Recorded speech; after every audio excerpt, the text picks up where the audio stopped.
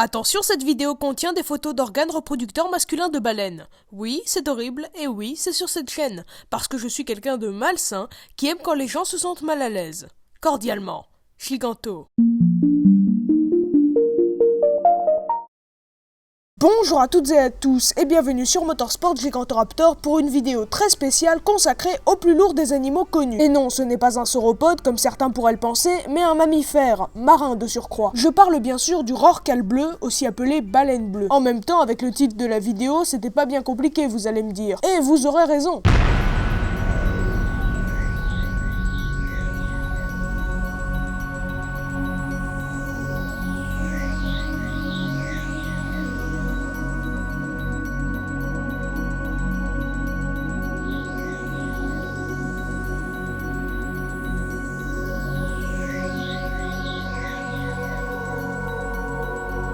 De son petit nom, Balaenoptera musculus, le rorqual bleu est connu comme étant le plus grand en longueur et en poids de tous les cétacés, et par extension de son sous-ordre les mysticètes, aussi appelés cétacés à fanons, qui se distinguent des odontocètes, appelés eux cétacés à dents. J'en reparlerai tout à l'heure. Mais sinon, elle pèse combien la baleine bleue? Environ 170 tonnes et 30 mètres de long pour les plus grands spécimens. Je dis bien les plus grands, si ce n'est le plus grand. Soit en termes de poids l'équivalent de 3 Argentinosaurus, qui est, je le rappelle, l'un des plus lourds dinosaures connus, 85 Gigantoraptor, 34 éléphants d'Afrique, 377 ronflex, ou encore 1931 humains adultes. Et en termes de longueur, l'équivalent de 18,75 entox. Oui, cette unité existe. Sa langue à elle seule pèse environ 3 tonnes, soit le poids d'un très gros Gigantoraptor. Son cœur pèse lui à peu près 200 kg et produit le petit chiffre de 10 battements par minute à la surface. Oh my god!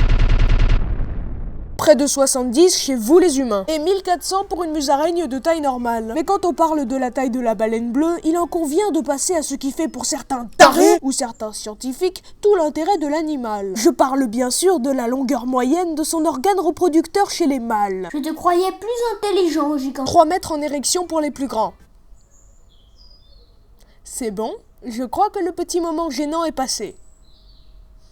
Vu que les océans du globe ne sont pas toujours très chauds, le rorqual bleu possède près de 50 tonnes de graisse. Bonne chance pour faire un régime. Et pour atteindre un poids pareil, il n'y a pas 36 solutions. Il faut manger. Et il faut bien manger.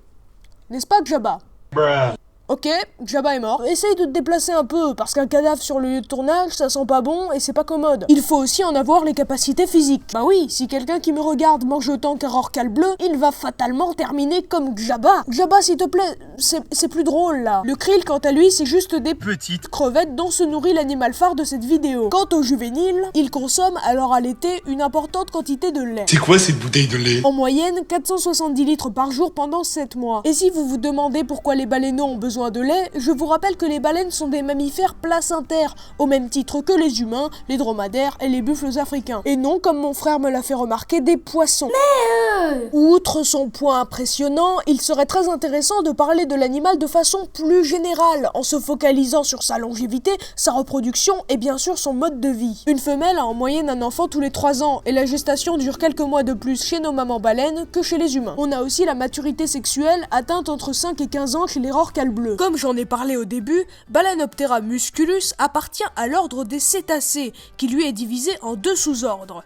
Les mysticètes, aussi appelés baleines à fanons, sont reconnaissables par, bien sûr, leurs fanons, qui leur permettent de se nourrir, mais aussi leurs évents faisant office de narines. Puis, bien sûr, leur morphologie générale demeure unique. On y trouve le rorqual bleu, le rorqual commun, la baleine à bosse, etc., etc. Puis, il y a les odontocètes, aussi appelés baleines à dents, qui se distinguent des premiers par la possession de non pas 2, mais un seul évent fonctionnel, ainsi que des dents. Ils sont capables de pratiquer l'écolocalisation à la manière des chauves-souris. On y trouve les dauphins, les orques, les belugas, les marsouins, les baleines à bec, les cachalots, etc., etc. Je ne vais pas détailler leur histoire évolutive dans cette vidéo, car je tiens à ce qu'elle garde une durée limitée. Après, si vous voulez tout savoir à ce sujet, je ne peux que vous conseiller l'excellente vidéo de Stop Science sur l'évolution des cétacés. Accrochez-vous, ça dure 2 heures et c'est destiné au Master 2 de paléontologie. Cependant, après vous en saurez beaucoup et vous pourrez très facilement démontrer que vous êtes quelqu'un de cultivé durant les dîners de famille, grâce à toute la connaissance que vous aurez emmagasinée durant le visionnage de cette longue vidéo. Et si vous n'avez pas 2 heures devant vous, ce que je peux comprendre, vous pouvez toujours regarder leur version plus courte. Sur ce, merci d'avoir regardé, j'espère que ce travail vous aura intéressé. N'hésitez pas à partager la vidéo si vous l'avez appréciée et à faire des suggestions dans les commentaires. Pour conclure cette vidéo, je vais parler du statut actuel des cétacés. Malgré de grands efforts de conservation par certains gouvernements, des pays comme la Norvège ou le Japon ont tué plus de 200 000 cétacés depuis le 1er janvier dernier, et le chiffre ne cesse d'augmenter. La façon de les tuer est aussi atroce que cette triste réalité. Les baleines sont poursuivies jusqu'à leur épuisement. Elles sont alors harponnées, parfois à plusieurs reprises. Elles sont par la suite ramenées vers le bateau, où elles meurent de suffocation et subissent une lente et douloureuse agonie. Les dauphins globicéphales et les autres cétacés, quant à eux, subissent régulièrement des massacres aux îles Féroé. Et à la place de vous décrire le calvaire enduré par ces animaux, je vous mets ici et en description le lien d'un reportage consacré à cela, que je vous invite à regarder en entier, car c'est un sujet d'une grande importance. Et c'est sur cette note bien triste que je vous dis à bientôt sur Motorsport Gigantoraptor.